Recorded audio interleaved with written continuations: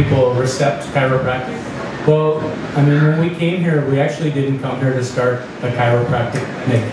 We came here for I sold my chiropractic clinic in San Diego, and it freed us for the first time in my whole life. I've gone to school and then had a business for 14 years in America, and so we came here when our kids were young, and we wanted just to spend a few months, 6 months, 1 year, really just go, Patricia could see her family, the kids could experience the Philippines.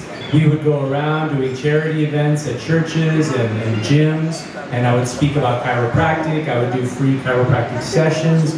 And what happened was people are messaging me that they want more chiropractic. They want more of that. And they're knocking on our door in a condo that we're renting at 9 p.m. to get more chiropractic. So really, it all grew very organically. We didn't come here to start a clinic. It just, the reception was so huge, the demand was so big.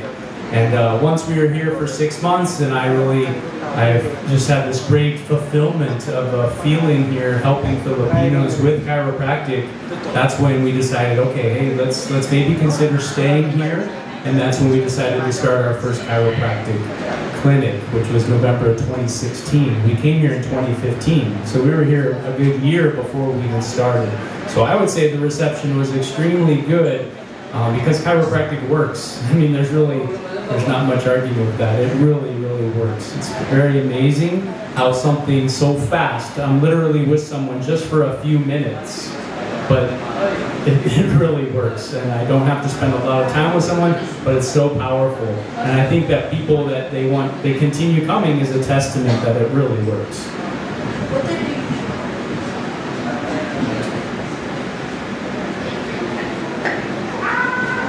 What are the usual complaints of your patients before doing the Right, so of course, everybody in the world, they go to a chiropractor because they have back pain. Right? They have back pain, they have headaches, they have sciatica, they have numbness in their arms or their legs. Those are the really typical cases that come in. And chiropractic is very effective at helping get rid of those problems. What we do is when we adjust the spine, we just really allow the body to start to function properly. So we don't rub the muscle, we don't talk about pain, we don't do rehab. That's not what we do. I don't treat your back pain. I just simply release the stress in your spine and allow the body to start to function properly. And that helps get rid of back pain. So we don't even promote rehab. We don't promote pain. We just are really for health, wellness, and prevention. Okay, that's special for Robert. So you're going about to study chiropractic, right?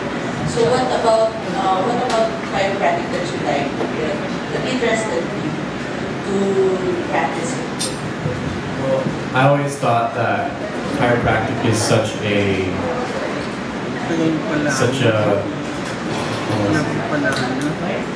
it's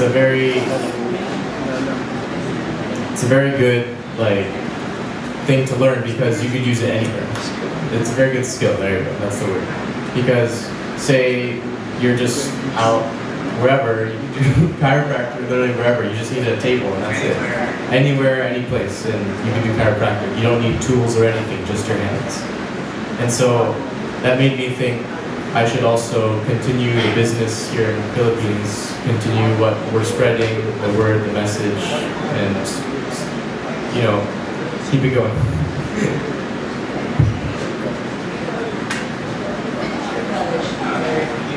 No, I'm still in high school. Okay, all right, next. Miss Marcy. Mercy Lahad. Good afternoon, Dr. Rob.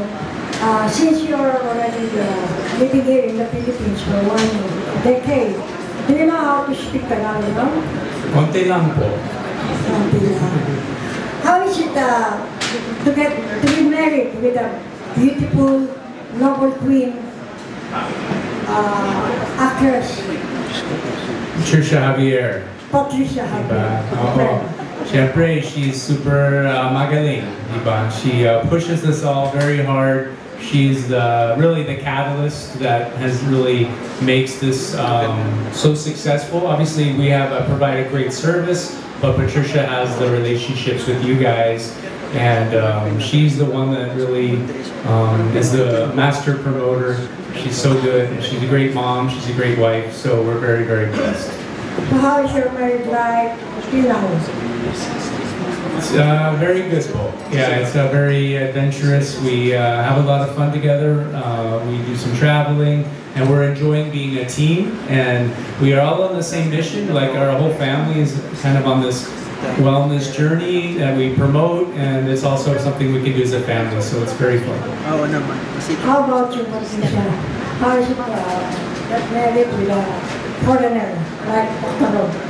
Alam niyo po, being married with a foreigner like Dr. Rob is like an adventure. Para po tayo nasa roller coaster. Ganun-ganon. I think kahit hindi naman po foreigner mapangasawa natin kapag may asawa na po tayo. Wala naman po perfect relationship. Pero po, with Dr. Rob po, dahil po na the way kami magmahalan, we give and take. Yung asawa ko po, isa pong masasabi hindi po siloso. Nakakalabas po ako ng bahay at nakakauwi ako ng bahay na hindi po yung iniisip ko na magagaya itong asawa ko dahil lumabas ako, ganyan. My asawa always saying, okay, just have fun. And then pag uwi ko sa bahay, okay, did you have fun? Alam mo yung gano'n, hindi yung tipong parang, sino kasama mo, saan ka pumunta? And then usually, di ba, te-text ka, gano'n, nasan ka? May asawa, you know, we've been together for 19 years of marriage. And I don't really remember na he always texts me, where are you? He always say, are you having fun? Yeah. So you believe that you're really meant for each other for life? Opo naman. Siyempre po, wala naman pong there's always, sabi nga po, ang relationship po talaga, minsan, nawawala yung pagmamahal, pero po pagdating po sa commitment, diba po? Pag nag-commit ka sa isang tao, kinumit mo yung sarili mo, kahit may times na hindi kayo okay, isipin mo yung kailangan maging okay kayo. And through the help of God, you know, God is the center of our life. I always ask God, kakayanin ko ba to? God always tell me, oo, kaya mo yan, kaya binili ko sa iyo yan. But in general po talaga, si Dr. po talaga ay napaka-mabait na tao. Ang hirap nga po dito sa asawa ko, lahat inaampon, lahat ng makitang mga hayop sa sa lansangan, mga pusa, mga aso, nagiging Cinderella. Kasi dati meron kaming pusa, isa lang. Tapos ngayon, how many cats we have now? 5? 4 na. May 4 na kaming pusa. At yung pusa namin, nagtataka ako. Sabi ko, bilis lumaki nito ah. Yung pala yung asawa ko, yung binibila yung pagkain, mas mahal pa dun sa sa pagkain ng tao. Kaya sabi ko, swerte na itong pusa nito. So, gusto ko lang po i-point out dito na yung nature po ni Doc Rob is talagang mapagmahal na tao. Okay, thank you. God bless you more. Okay. Ayan. Gusto ko lang po excuse muna si Ryan kasi may appointment pa po itong anak ko na to. May lakad po siya. Famous. Ryan, would you like to say goodbye first? Goodbye, everyone! Alright. Ang next po natin magtatanong, ito susunod-sunod po si Bobby Requintina first, and then si Ferdinand Abihon, and then si June Lagin. Okay, so unahin po natin si Bobby Requintina. Magandang hapon na. Hi, Patricia. Hello po, Kuya Ba. What is the secret in achieving success ng Pilipino? 8 years is matagal na rin yun. So, ano po sikreto? Siguro po sa akin yung talagang yung passion namin, yung persistent, yung dedication sa in anything we do po.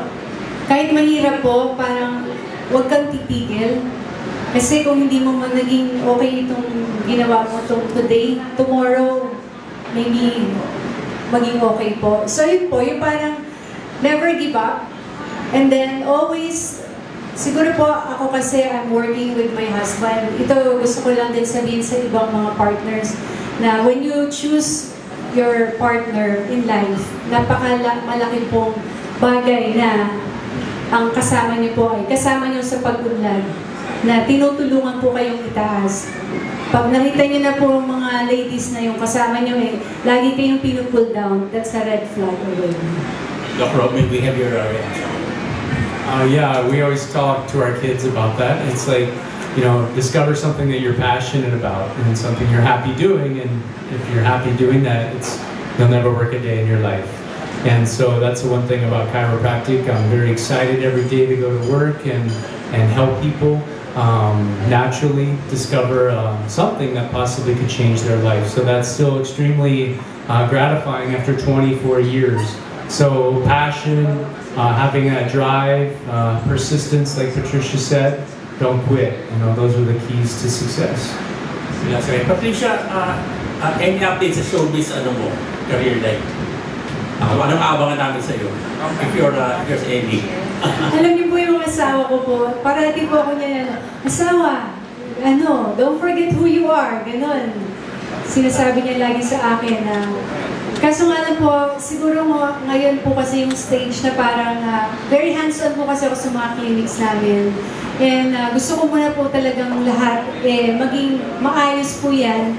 At kung meron po ako talagang natitirang oras, gusto ko pa rin po i-continue ang aking pong pag-aartista po kung may maganda pong offer na movies or teleserye. Hindi ka naman niya pinagbabawalan? Ay, hindi po. Siya pa nga po yung lagi nagsasabi sa akin na, asawa, I married Patricia Aguirre. The actress, where is she? Okay, minsan binibiro lang naman po niya ako. So, wala po akong problema dun sa area na yun. Siguro po, ngayon lang more of the time. Salamat po, congratulations. Okay, next, si Ferdinand Abengon. Yeah, gusto ko munang batiin ang aking Tita Esther. Esther, hello po. Hi, Tita Esther. Cesar Net 25.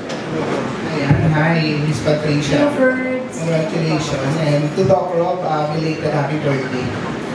Miss Patricia, ilang branches na ba ang Doc Rob's? Ngayon po, 6 na po tayo. 6 branches. Since, when was it founded ba talaga? Yung nag-start talaga kayo? Talagang nag-start kami na may BIR na kami.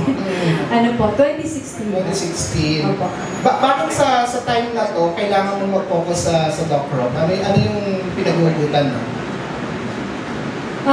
Kasi po, ever since naman na nag-start kami ng business talaga ni Doc Rob,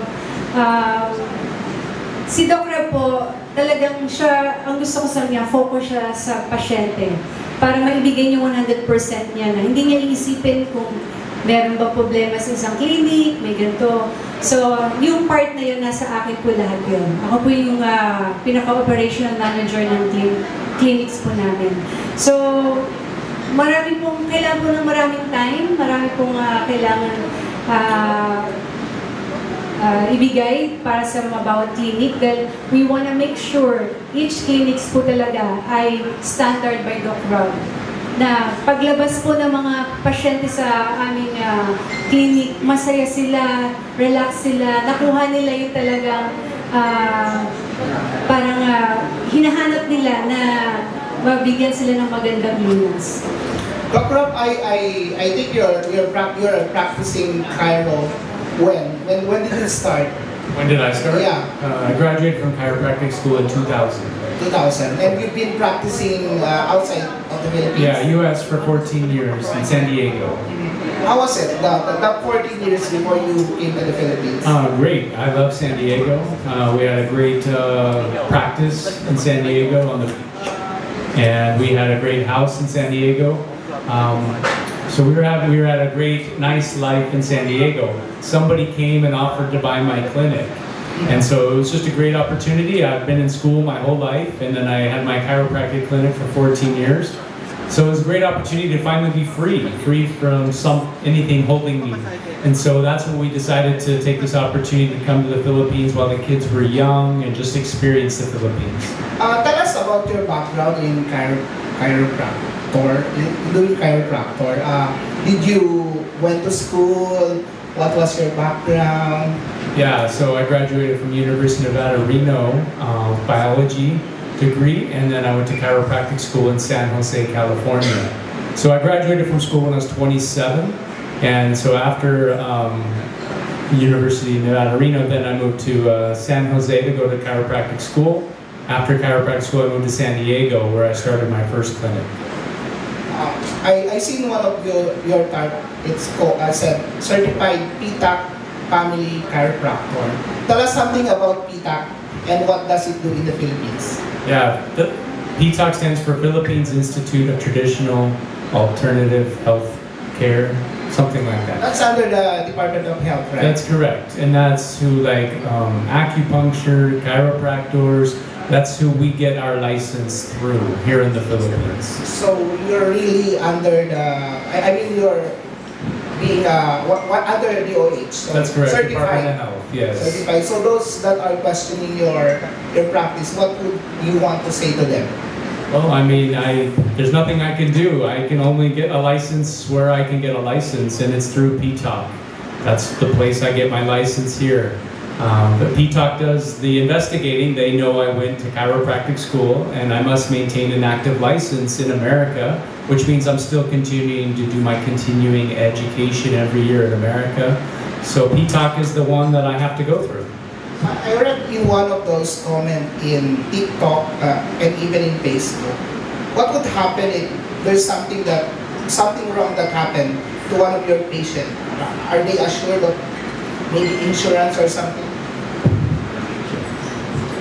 Yes, sa clinic po namin, lahat po yan, napag-isipan po namin yan bago namin na-itayo yung clinic. Siyempre po, kung meron pong knock on wood, there's something happen na ganun po,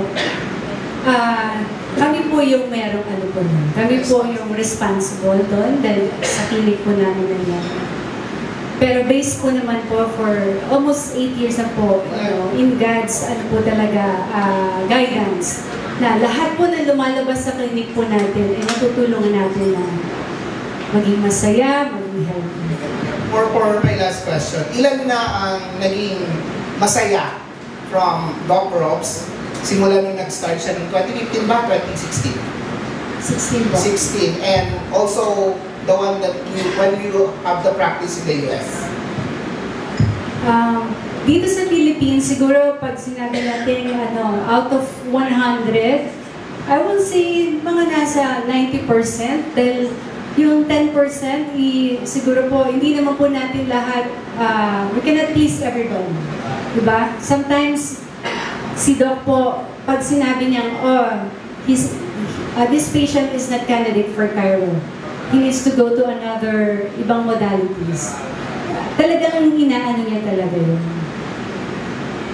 Yeah, there's many different styles, or there's many options for people out there. You can do acupuncture, you can do massage, you can go to Hilot, you can do physical therapy, you can go medical and take medicine, you can do surgery, you can do chiropractic. So it's really up to, the individual to decide what they want. And in all of my marketing, we constantly explain what it is that we do and what to expect. And I have countless videos explaining that. And so, if you want 1 hour long therapy, that is not chiropractic. That is massage, that is physical therapy, that is acupuncture. We do adjustments. Chiropractic is really more of a lifestyle. We don't treat people, we care for people long term. So we believe in regular chiropractic care as a lifestyle because it's a way to alleviate the stress on your spine that's occurring every day. So yeah, there's many different styles, many things to choose from, and everyone has different preferences. So, again, if that is what you're looking for, then this is a good place for you. Congratulations to the both of you. Thank you. Okay, bago ko ibigay ang microphone kay Jundan, may tanong lang ako, can you consider yourself a doctor? Do I? Absolutely. I went to school for many, many years of my life. One thing when people come into my clinic, I have to diagnose them, right? I mean, that's very, very major. Someone comes in with Parkinson's, with ALS, with diverticulitis, with just all these ailments. Every single person has different things. I must diagnose them. It's my responsibility to diagnose them properly. So I'm very proud of my school that I went through chiropractic school. They teach you every single thing about the body and how the systems work, differential diagnosis. So I'm very confident in my diagnosing ability to read X-ray, to read MRI. And so I can save people a lot of money just coming to listen and get my diagnosis. So I'm very proud of that, and yes, I do believe that I'm a doctor. Okay, one more question. It's been 8 years that you did BASH. Did you also consider to file a legal case against the basher? Kasi parang isa lang yata ng babash sa inyo. Actually, yung isa, parang hindi lang naman kami yung binabash niya. Parang kung ano yung gusto niya, sino gusto niya i-bash. Pero sa chiropractic, parang kami yung lagi niyang tina-target. And ever since, we don't answer, we don't give any reaction. And I would like to say thank you to Giorgio Gabinete for always telling me, Mare, better don't say anything about those people. Huwag mo silang hayaan na magkaroon ng puwang sa buhay niyo. Kaya wala po, hindi po kami gumagawa ng any legal action as of now. But syempre, di ba, kung talagang sobrang hindi na namin kaya below the belt or other chiropractors din po na magsama-sama para po may gawin para dito. We always support the chiropractic organization. And again, you know, I would like to address this to all the doctors, chiropractic here in the Philippines, na sana po, ito pong ginagawa namin, ma-appreciate nyo rin po kami. Kasi hindi naman po sa pag-ano po, dahil po sa amin, nakilala po yung chiropractic. At dala po namin kayong lahat. Dahil hindi naman po namin kayang gamutin lahat ng tao rin sa Pilipinas, napakarami po natin. Si Doc, he always advised the patient, just go to a nearest chiropractors in your place. So, sa lahat ng mga chiropractors na legit dito sa Pilipinas, sana po, magsama-sama po tayong lahat, mag-unite tayo, na kung meron mang hindi talagang magandang binabato sa atin, sana po ipagtanggol niyo rin po tayong lahat. Okay, may tanong na si Bobby, no? Pakapon na ako si Bobby. Ano na yung ratio ng mga pasyente araw-araw sa inyo?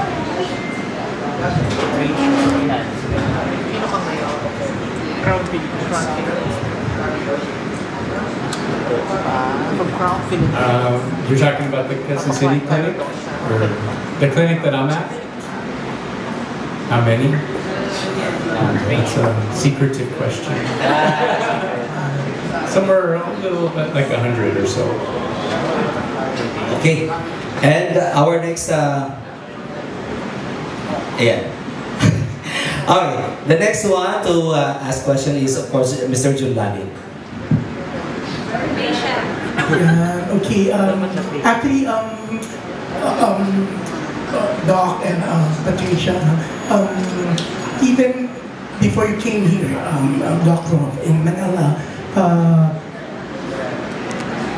always, I really wanted to go to San Diego whenever I'm in California, in Beverly Hills, because even then, you're very famous already, not only with the Filipino community in Southern California, but also with my American friends, no?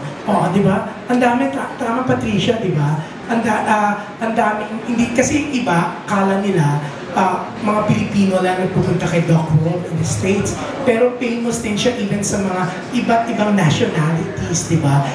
Yung mga, not only Phil-Am, but also yung mga iba't ibang mga nag-migrate doon, di ba?